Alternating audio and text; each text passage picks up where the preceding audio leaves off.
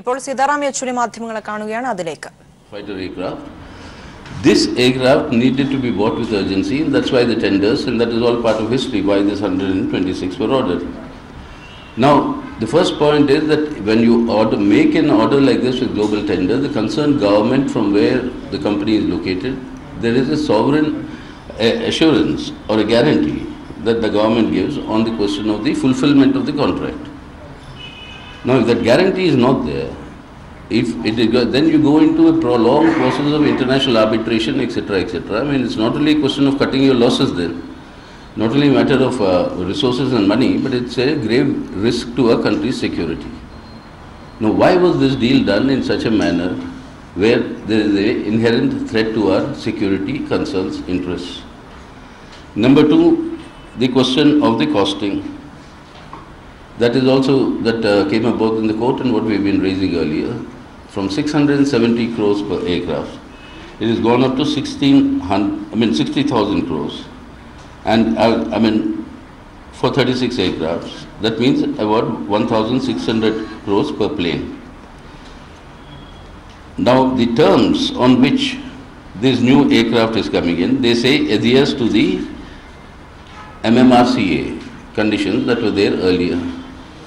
If the new planes are also coming with the same configuration that was earlier agreed for the 126 planes, so many questions arise. Is the same configuration that was already weapon and your surveillance systems configuration?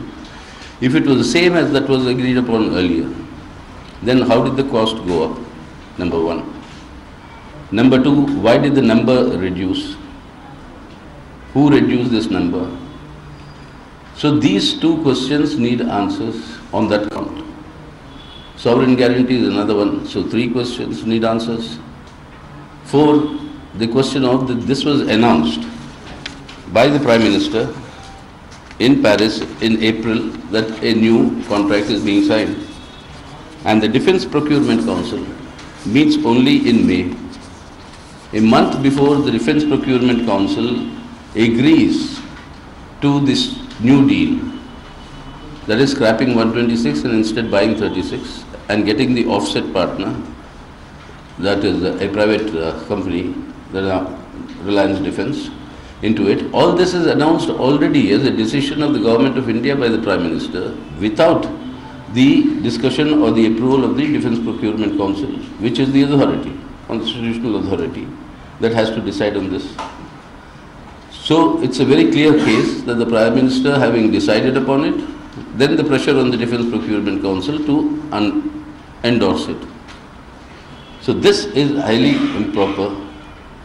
And now 285 crores is what it appears that Dassault has already paid to some non-entity, the defunct Reliance company. And the people are now saying there is no money trail. What else is this but a money trail? Why was this money paid for that company? What was the reason for that? So this needs to be investigated. Now the latest, the interview of the CEO of Dassault saying that we have chosen the offset partner, etc. Now Dassault is making a huge amount of profit by this new deal, from 670 to 1,600 crores. A company CEO who is making a profit like this, what else will he do except go along with the terms of a contract which is allowing him to make this profit? So to take that at a face value and say there is nothing wrong is ridiculous, because the former president of France has said what he said, all of us have reported, and he said they had no choice but to accept this partner because that was given by India. The current president says that if what the former president says, I was not the president, Mr. Macron, he said I was not the president then, but if he as the president says what he is saying, then it must be true. Now the presidents of France are making these sort of comments, but India's Prime Minister doesn't open his mouth. What actually transpired in these visits and these discussions and deals? Now all these questions, and there are many more, that have arisen, will arise in the course of the hearing of the case in the Supreme Court. No, all this, the CPIM's opinion is very clear. We think that these all merit a thorough inquiry and the guilty have to be identified and punished. For that, it is required that a Supreme Court monitored SIT investigation must be instituted into this. This is a mega scam, and not only a scam, this is a direct, it has a direct negative impact on our security concerns and our defense preparedness. Now with 36 coming in, the shortage from the 126, 90 planes, for that shortage the Indian Air Force has asked the government that a global tender should be floated for extra 110 fighter planes. Now buying this extra 110 instead of this 126, that extra cost, who's going to bear? The country, all of us. Why? Why was that being done? Global tender has been floated. And now we would also like to know that whether the waiver given by the United States of America on the sanctions that are supposed to be imposed on us for buying oil from Iran or weapons from from Russia, both of them, they have sanctions and they've imposed the sanctions on China for having bought the Russian military equipment. But for India, they're going to give the waivers. So behind this, is there another scam? We suspect there is. And that scam is, these waivers were procured on the basis of the assurance by this Modi government that these 110 planes that will now be bought additionally will be bought from the United States of America. So this is the sort of mega corruption which is happening through crony capitalism. And this is something that is, that cannot go without being accountable. The guilty need to be punished, and this must be done through a Supreme Court monitored SIT investigation. That is that one. Second, with the demonetization, now it has become very clear. The RBI report has been now made public, which is given to the government, saying that demonetization will do nothing to bring out the black money in the country. Something which we have been saying all along, none of the four objectives the Prime Minister said will be achieved through demonetization will be achieved. But now it is very clear that it has ruined our economy on the one hand, and we want to know who has benefited. Who has benefited from this demonetization? None of the objectives have been fulfilled. Economy has been ruined, but if this is what is the reality, then why was demonetization undertaken? There is sleaze involved in this as well.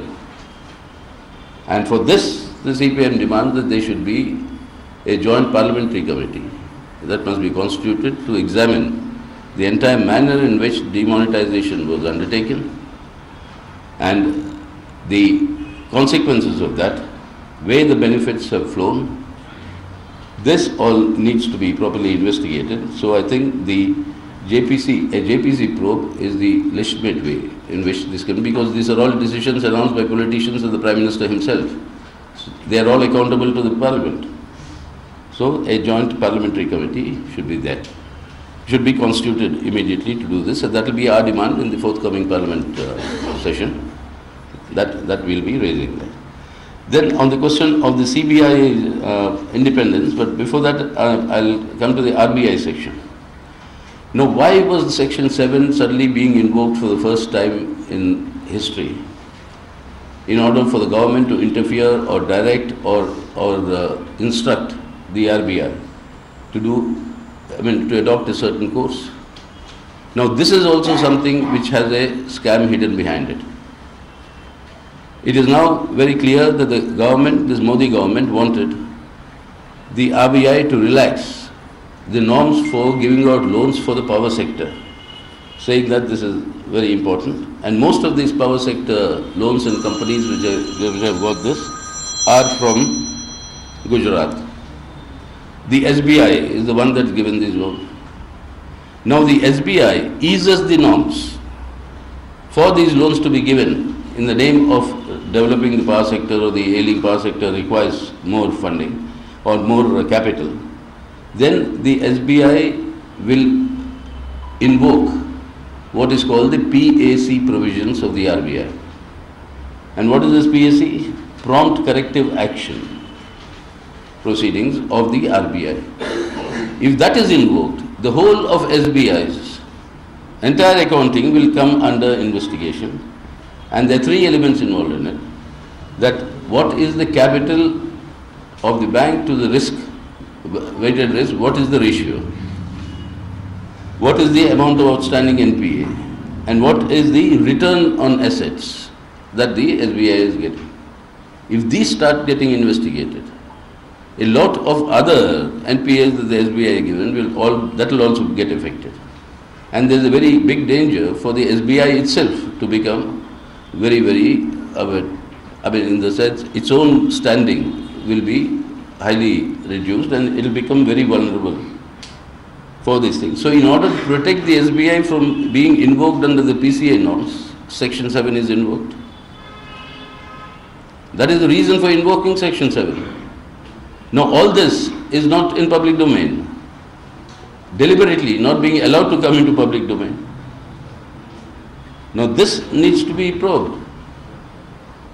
This also needs to be probed, and then the probing agency, the one that can do this probe, CBI, that itself is now in a mess thanks to the midnight coup that they have carried out.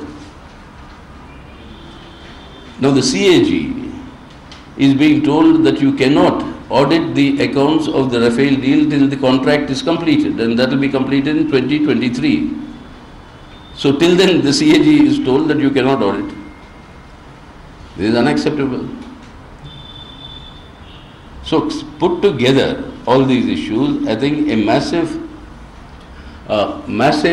degree of corruption, and along with crony capitalism, of the spoils going to chosen corporates, which in our opinion, the CPIM opinion, is finding its way back into the political funding for the ruling party.